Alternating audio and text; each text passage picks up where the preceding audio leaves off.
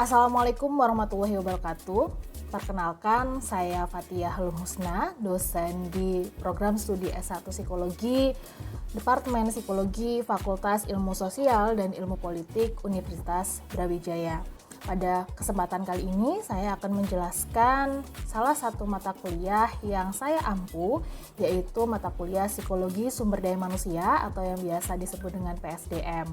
Mata kuliah Psikologi Sumber Daya Manusia adalah mata kuliah wajib yang ada di Prodi S1 Psikologi. Mata kuliah ini terdiri dari 3 SKS, yang mana 3 SKS-nya ini adalah SKS teori. Nah, deskripsi singkat terkait dengan mata kuliah ini adalah mata kuliah Psikologi Sumber Daya Manusia merupakan mata kuliah yang mempelajari tentang konsep dan juga alur praktis pengelolaan sumber daya manusia di bidang psikologi, industri, dan organisasi yang berisi penjelasan mengenai sistem manajemen sumber daya manusia dalam suatu organisasi, meliputi kegiatan-kegiatan manajemen pengadaan sumber daya manusia, proses pengelolaan dan pengembangan sumber daya manusia, dan luaran yang diharapkan dari kegiatan manajemen sumber daya manusia dalam sebuah proses industri dan organisasi. Capaian pembelajaran dari mata kuliah Psikologi Sumber Daya Manusia yang pertama adalah mahasiswa mampu menguasai konsep dasar dan teori psikologi sumber daya manusia untuk memahami, menganalisis, merencanakan, dan mengimplementasikan pemecahan masalah dengan menggunakan intervensi manajemen sumber daya manusia pada unit analisis individu, kelompok, serta organisasi. Yang kedua, mampu menerapkan pemikiran logis, kritis, sistematis, dan inovatif dalam konteks pengembangan atau implementasi ilmu pengetahuan dan teknologi yang memperhatikan dan menerapkan nilai humaniora yang sesuai dengan bidang keahlian. Yang ketiga, mampu bekerja secara profesional, secara mandiri, dan dalam kelompok sebagai bagian pengembangan diri dan karir sebagai persiapan membangun jaringan kerja. Materi-materi yang disampaikan dalam mata kuliah ini yang pertama adalah yaitu terkait dengan konteks dan alur kerja psikologi sumber daya manusia. Yang kedua, manajemen perencanaan sumber daya manusia. Yang ketiga, asesmen dalam perencanaan sumber daya manusia seperti sistem rekrutmen, seleksi, dan talent mapping. Yang keempat adalah sistem manajemen dalam mengelola kinerja sumber daya manusia. Yang kelima, sistem manajemen dalam kompensasi dan juga benefit karyawan. Yang keenam, sistem manajemen dalam hubungan industrial dengan karyawan. Yang ketujuh, sistem manajemen dalam pemutusan hubungan kerja atau terminasi karyawan. Yang kedelapan, sistem manajemen dalam performance management. Yang kesembilan, pelatihan dan pengembangan sumber daya manusia. Yang kesepuluh, well-being in workplace and organization. Yang ke-11, inclusion in workplace and organization. Yang ke-12, yaitu terkait undang-undang ketenagakerjaan. Metode pembelajaran yang digunakan di mata kuliah Psikologi Sumber Daya Manusia ini adalah, yang pertama adalah metode ceramah. Metode ini dipilih untuk memberikan landasan, pemahaman, dan juga informasi dasar bagi mahasiswa terkait dengan materi psikologi sumber daya manusia. Teman-teman akan mendapatkan penjelasan terkait dengan definisi, kemudian fungsi, tujuan dari topik-topik masing-masing pertemuan.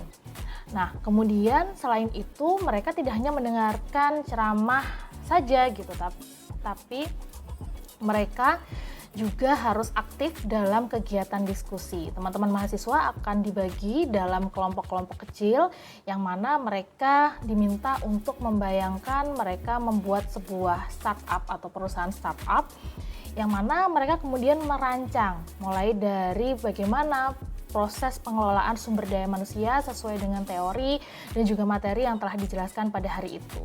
Jadi kelas kemudian setelah mereka diskusi, mereka akan saling bertukar atau presentasi di depan kelas dan kemudian saling memberikan feedback antar kelompok ataupun juga pertanyaan. Intinya adalah diskusi yang aktif di dalam kelas sehingga bisa saling belajar.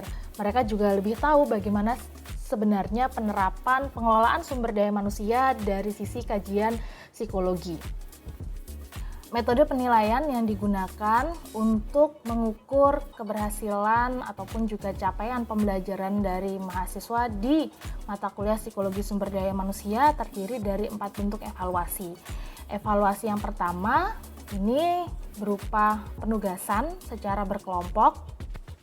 Mahasiswa diberi tugas untuk melakukan analisis jabatan terkait dengan perusahaan startup yang mereka rencanakan. Kemudian evaluasi yang kedua, ini masih berkaitan dengan perusahaan startup yang mereka dirikan. Mereka diberi tugas untuk membuat sebuah perencanaan terkait dengan sistem rekrutmen, seleksi, dan juga employer branding terkait dengan perusahaan startup yang mereka rencanakan. Yang ketiga, evaluasinya berupa ujian tengah semester atau UTS. Di sini metodenya adalah ujian tertulis. Dan evaluasi yang keempat adalah ujian akhir semester. Pada evaluasi keempat ini juga berupa ujian tertulis. Nah, untuk masing-masing bentuk evaluasi tadi bobotnya adalah 25%.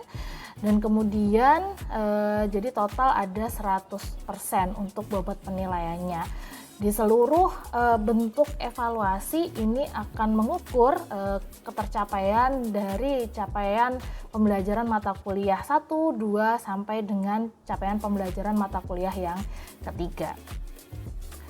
Berikut ini salah satu contoh video pembelajaran dari mata kuliah Psikologi Sumber Daya Manusia. Selamat menyaksikan.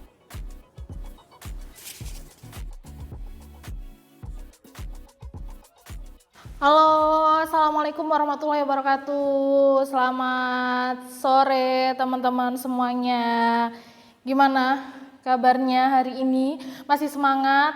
Ayo yang ngantuk coba ayo kita bangun dulu, semangat dulu untuk mendengarkan saya hari ini gitu ya, menyampaikan materi selanjutnya. Minggu lalu kita membahas terkait dengan masih ingat? Yaitu kita membahas terkait dengan manpower planning. Nah, hari ini materi selanjutnya yaitu kita bahas terkait dengan rekrutmen, seleksi, dan juga talent mapping gitu ya. Jadi lanjutannya gitu. Kalau minggu lalu kita sudah membahas terkait bagaimana sih merencanakan jumlah karyawan yang akan kita rekrut. Nah, di pertemuan kali ini kita akan membahas terkait dengan bagaimana proses untuk mengisi pion-pion atau mengisi posisi-posisi yang nantinya itu kita sesuaikan dengan kebutuhan dari masing-masing departemen. Pasti teman-teman gak asing ya dengan istilah rekrutmen dan juga seleksi, apalagi kalau teman-teman di organisasi atau mungkin ada beberapa dari kalian yang sudah part-time gitu ya, pernah bekerja, pasti pernah gitu melalui proses rekrutmen dan juga seleksi ini. Oke, nah hari ini output dari atau tujuan dari pembelajaran kita itu adalah teman-teman selesai kelas kita harap bisa menguraikan dan juga menganalisis serta memetakan kira-kira apa saja sih langkah-langkah yang paling tepat untuk menyusun program seleksi dan juga rekrutmen yang sebagai salah satu bagian dari perencanaan sumber daya manusia gitu ya. Jadi outputnya nanti bisa teman-teman ini mendesain sistem rekrutmen dan juga seleksi yang ada di organisasi. Oke, nah apa saja yang akan kita bahas? Ada 3 ya, jadi 3 poin utamanya adalah terkait dengan rekrutmen, terus kemudian terkait dengan seleksi, dan yang terakhir adalah nanti kita bahas juga terkait dengan talent mapping, seperti itu. Oke, nah kita bahas terkait dengan rekrutmen dulu ya teman-teman ya.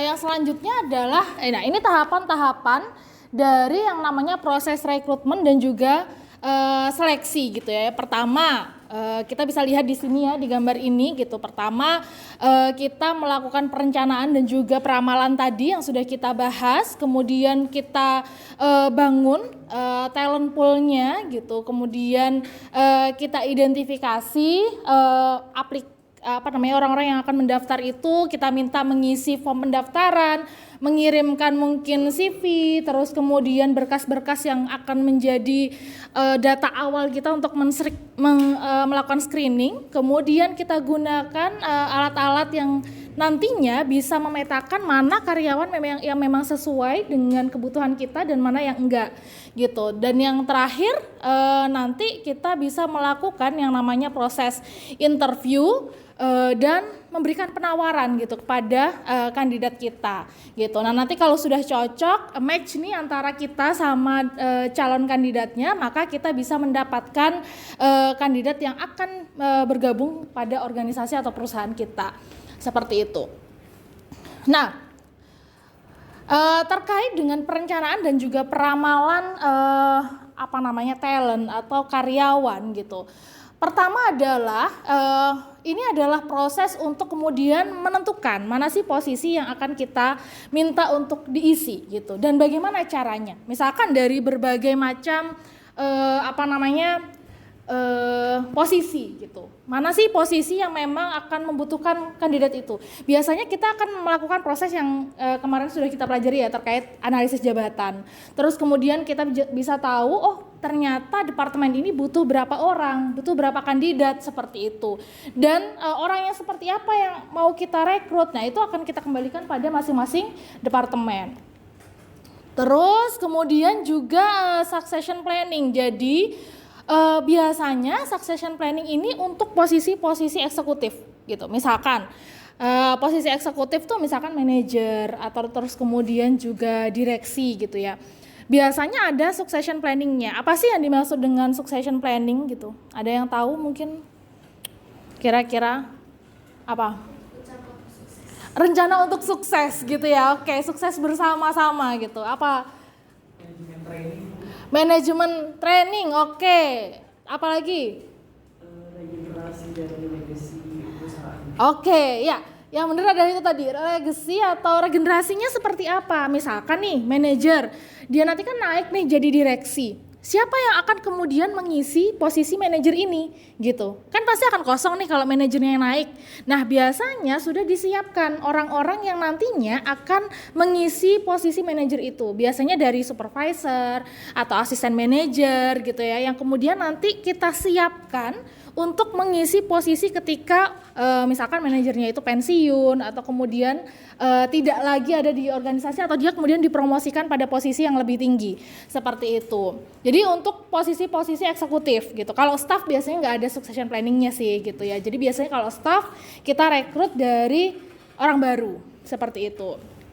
Nah kemudian forecasting gitu. Jadi proses forecasting ini adalah mengidentifikasi gitu apa yang kemudian kita identifikasi gitu yang kita identifikasi dalam proses peramalan ini adalah terkait dengan kebutuhan personelnya, berapa orang yang kita butuhkan, kandidatnya karakteristiknya seperti apa, terus kemudian suplai dari kandidat-kandidat di dalam gitu. Misalkan oh ada nih yang kemarin masih karyawan kontrak, nah, mau kita naikkan jadi karyawan tetap. Nah, itu adalah kandidat dari dalam.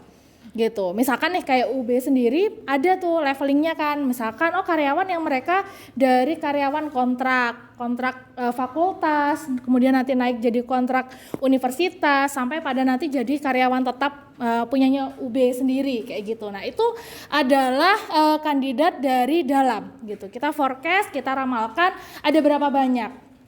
Nah, selain dari dalam, kita juga melakukan forecasting dari luar gitu. Misalkan berapa sih jumlah lulusan dari perguruan tinggi. Misalkan kalau kita butuh HR, berapa sih lulusannya gitu ya dari UB, psikologi UB tuh dalam 1 tahun misalkan. Atau misalkan dari kampus-kampus yang lain gitu. Nah, forecasting itu kemudian yang akan menjadi pertimbangan kita, berapa jumlah yang akan kita butuhkan. Misalkan kalau jurusan-jurusan yang jarang sekali ada lulusannya atau jumlahnya dikit, kayak misalkan teknik geodesi, terus misalkan jurusan-jurusan yang enggak sepopuler kayak misalkan ekonomi, psikologi itu kan sangat populer ya. Banyak kayak tiap-tiap kampus tuh kayaknya punya gitu jurusan itu. Nah, itu pasti mereka akan membuat poolnya adalah oh iya banyak nih dari kampus lulusan dari UB gitu. Tapi kalau jurusan-jurusan yang jarang, biasanya teknik-teknik yang aneh-aneh lah ya, itu biasanya nggak banyak gitu suplainya gitu. Kalau suplainya nggak banyak, mereka biasanya akan berani offering yang lebih tinggi, misal gajinya lebih tinggi, pasti pernah dengar kan gitu. Nah itu nanti kaitannya juga gajinya lebih tinggi karena ya kita susah nih nyari orang yang memang punya kemampuan itu gitu. Kalau orang anak psikologi ya banyak lah ya lulusannya gitu, yang mana ya offeringnya ya pasti segitu gitu. Nah kalau sudah, nah ini adalah cara untuk melakukan peramalan terkait dengan kebutuhan personelnya. Pertama kita lihat dulu trennya gitu. Trennya ke depan organisasi kita atau perusahaan kita tuh akan bergerak di bidang apa gitu. Itu adalah forecasting yang pertama. Kemudian adalah dari rasionya gitu. Kita bisa melakukan analisis terkait dengan rasio supply dan juga demand-nya, dan juga melakukan scatter plotting atau kemudian memetakan untuk posisi di departemen ini supply-nya seberapa banyak, kita lihat persebarannya. Seperti itu. Nah, jadi tugas utama dalam proses forecasting atau peramalan sumber daya manusia itu adalah menentukan gitu siapa saja karyawan yang memiliki kualifikasi dan bisa kita training, bisa kita ajak untuk kita tingkatkan gitu ya. Nah bisa kita lihat dari skillnya, terus kemudian tingkat pendidikannya, terus kemudian juga kayak karirnya, sudah berapa lama dia bekerja, ada nggak pelatihan-pelatihan yang kemudian sudah dia ikuti, seperti itu. Oke, nah ini contohnya succession planning gitu ya, chartnya. Misalkan di sini siapa sih vice presidennya, bagaimana performance-nya, outstanding atau biasa aja atau masih butuh untuk ditingkatkan gitu. Biasanya dalam kegiatan-kegiatan potential review yang dilakukan tiap tahun gitu, itu akan kita tahu gitu siapa kandidat-kandidat yang bisa masuk pada kotak-kotak ini. Nah ini untuk forecasting dari luar gitu ya, outside gitu ya. Biasanya ketika kita memutuskan untuk merekrut dari luar itu karena kita nggak cukup punya sumber daya dari dalam. Misalkan orang yang kita punya atau kandidat dari dalam itu nggak punya skill yang kita butuhkan, skill setnya nggak sesuai, maka di situ kita akan memilih atau mencari dari luar gitu. Mungkin kalau teman-teman sendiri pernah tahu gitu, oh iya dia dapat referensi dari orang dalam gitu, pernah tahu? Ya kan kayak gitu. Menurut kalian, kalian setuju atau enggak dengan referensi dari orang dalam ini? Mungkin setuju nggak? Setuju. Kenapa? Kenapa kira-kira? Boleh, silakan. Kalau dari kacamata perusahaan, mungkin bisa disetujui karena pertama HR tuh udah jauh lebih kenal, jadi proses rekrutmen tuh bukan jadi kayak terlalu guessing gitu, tapi kita udah tahu performa kerjanya. Tapi kalau dari sisi pelamar, dari sisi yang pelamar kerja itu jadinya tuh nggak fair karena siapa yang punya koneksi berarti dia yang bisa masuk. Jadi ya sekarang kita yang ada di posisi sekarang kita kan nantinya fresh graduate ya, kita harus mengusahakan keduanya gitu menurut saya. Jadi kita harus punya koneksi yang luas dan kita juga harus punya kapabilitas yang tinggi. Iya, oke. Itu tadi ya gitu, benar. Kalau misalkan dari sisi HR itu sangat-sangat membantu, kita bisa memotong banyak sekali step kalau kita dapat rekomendasi dari orang dalam gitu. Karena orang dalam ini dalam tanda kutip orang dalam ini merekomendasikan orang yang sesuai dengan kebutuhan kita ya gitu, yang paling tahu kebutuhan di dalam organisasi kan ya orang di dalam itu gitu ya. Itu nggak masalah gitu, kita nggak perlu susah-susah rekrutmen, nggak perlu susah-susah job posting, nggak perlu susah-susah nanti melakukan tes dan lain sebagainya gitu. Itu kalau pas, cuman seringkali akhirnya kan kalau dapat rekomendasi terus langsung aja diterima gitu tanpa melalui prosedur yang tepat. Nah ini yang kemudian jadi nggak fair. oleh peserta yang lainnya gitu. Kalau saya sendiri saya merasa setuju aja referensi karena itu akan menguntungkan kita untuk tahu mana sih orang yang memang oke dan enggak gitu. Tapi tetap nanti dia harus mengikuti prosedur yang sama dengan kandidat-kandidat yang dari luar. Itu kan lebih fair ya, jadinya kita benar-benar tahu, nggak cuman percaya dari rekomendasi saja seperti itu. Oke, nah kita perlu melakukan forecasting ini atau merencanakan terkait dengan proses rekrutmen karena kita perlu yang namanya proses rekrutmen yang efektif gitu. Proses rekrutmen itu sangat panjang, prosesnya lama dan membutuhkan biaya yang nggak sedikit gitu. At least misalkan nih ya, kalau untuk level staff aja, level bisnis kampus gitu ya, bisnis biro psikologi yang di kampus gitu, kayak misalkan punya psikologi itu PKPT. Staff tuh paling nggak harganya sekali psikotes, wawancara dan bikin laporan tuh 651 orang gitu.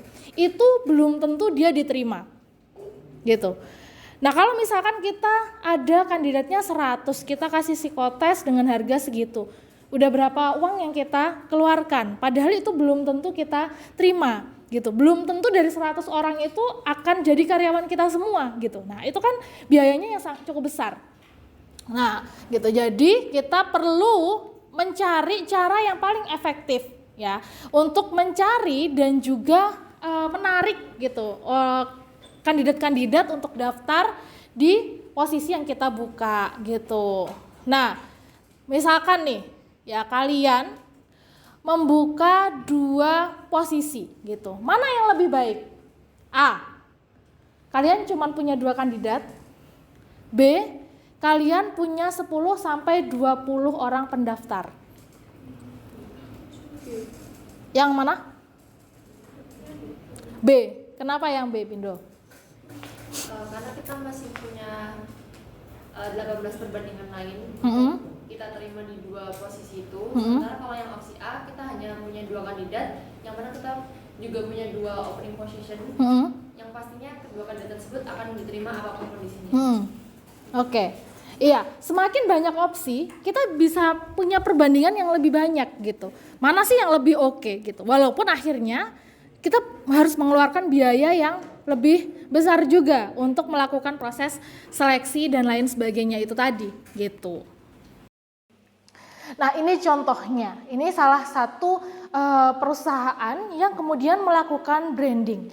Di sini yang kalian bisa lihat karyawannya itu bukan yang pakai baju kemeja yang rapi atau kemudian juga dress up yang sangat formal ya. Di sini cenderung casual sebenarnya dari pakaian dari si karyawan di situ. Kemudian dia duduknya adalah di handle dari tangga. Ini menunjukkan kesannya yang kalian lihat tuh apa sih, kayak cheerful gitu nggak sih si karyawan ini. Jadi kesannya adalah dia cheerful. Kemudian juga di sini dia menggenggam seperti globe gitu ya, bola dunia.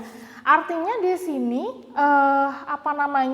brandingnya dia adalah create the future with us no matter where that might be. Artinya bahwa brandingnya si perusahaan ini adalah dia ingin menampakkan bahwa karyawan yang akan kerja sama kita, kalian kalau kerja di perusahaan kami nih kalian akan bahagia, kalian akan cheerful dan kalian akan bisa menciptakan future gitu ya, bisa menciptakan masa depan.